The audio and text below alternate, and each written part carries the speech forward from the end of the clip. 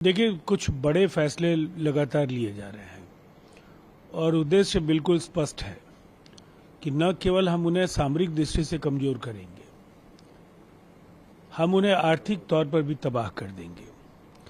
आतंकवाद के पोषक राष्ट्र के तौर पर पाकिस्तान ने जो नापाक हरकतें भारत की सरजमीन पर की हैं, इसका खामियाजा उन्हें भुगतना होगा और आईएसआई और पाकिस्तानी सेना का पूरा वजूद भारत विरोध पर टिका हुआ है।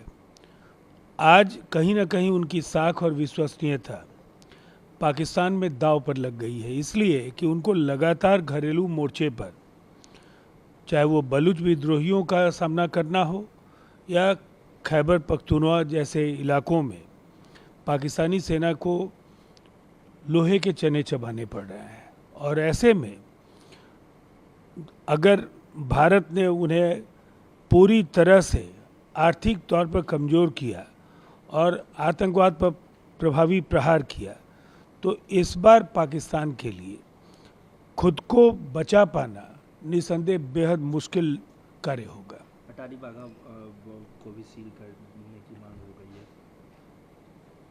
देखिए, अब तो जिस तरह के बड़े फैसले लिए गए हैं उसमें हर दिन कुछ ऐसे कदम उठाए जा रहे हैं जिससे पाकिस्तान को उनकी गलतियों की सज़ा मिले, और इसी दिशा में ये सारे फैसले लिए जा रहे हैं। उमर अब्दुल्ला हमले के बाद पहली बार पीएम मोदी से मुलाकात की है और भारत पाकिस्तान के बढ़ते तनाव के बीच आतंकवादी शिविरों और पाकिस्तान से काम करने वाले समूहों के खिलाफ मजबूत सैन्य कार्रवाई की मांग कर रहे हैं। देखिए, ये जो बड़ा बदलाव कश्मीर की सियासत में है, आज पूरी दुनिया की निगाहें हैं।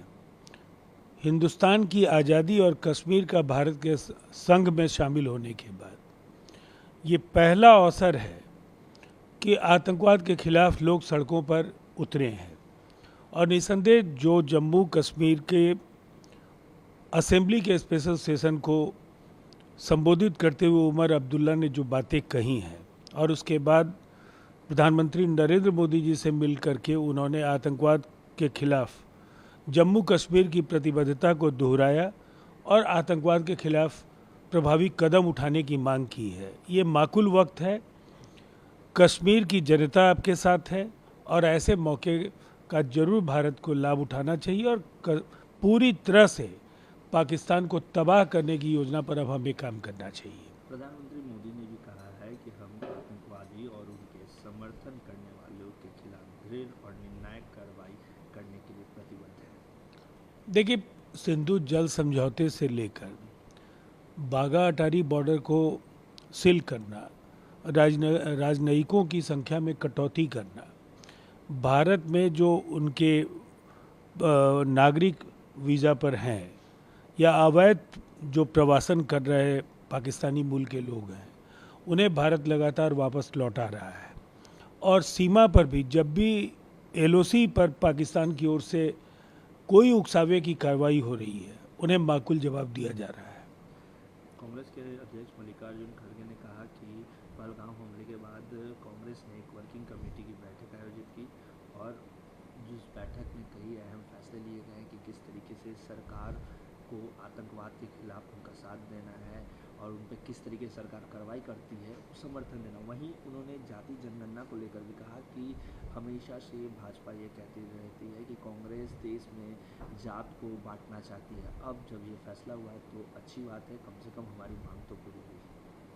देखिए, दरअसल प्रधानमंत्री नरेंद्र मोदी जी ने जो विभिन्न अवसरों पर विपक्ष पर आरोप लगाए, उसका लब्बो-लुबाब ये है कि आपको जब अवसर मिला तो आपने तो जातिगत जनगणना नहीं करा है। 58 वर्षों तक कांग्रेस इस देश में सत्ता में रही है। अगर वो चाहते तो एक बड़ा जनादेश उनके पास था, उस समय वो ऐसा फैसला ले सकते थे। लेकिन नरेंद्र मोदी जी ने जाति का सवाल नहीं उठाया।